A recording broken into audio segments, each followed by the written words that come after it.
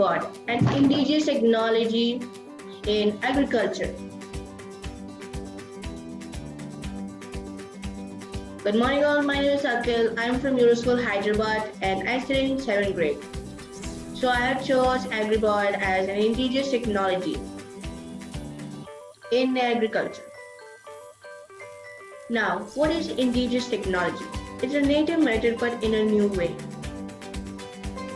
Introduction. In this new era, farmers need indigenous technology to increase their yield, save time, and reduce the cost. To help farmers, Iotech World Aviation Company introduced AGRIBOT drone. Now, coming to the point, what is AGRIBOT? It's India's first government-approved drone. It's a hexacopter used for spraying pesticides, broadcasting of seeds, and monitoring crops health analysis. AGRIBOT drone features. It has a superior construction, dust-free and waterproof. Electrical connections are water resistant. It can cover 1 acre in 2 minutes. It has a robust, foldable carbon frame. It comes with 5, 10, 15 liters. It comes with a hard case, so it's easy to carry.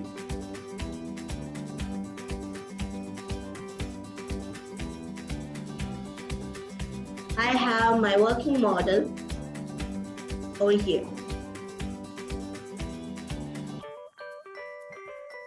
Now coming to its key functionalities. RTL means return to launch. Collision avoidance. Terrain following. This little guy is very helpful in the step farms.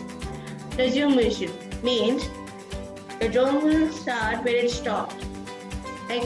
Landing accuracy within 30 centimeters above the land. Geofencing. The farmers will be using this software over here, and you can select a particular area so that the drone will do its job. Next, camera for monitoring. It will act like the eyes in the sky. Now, next and final, speed pressure of spraying can be controlled by using all 4 knobs.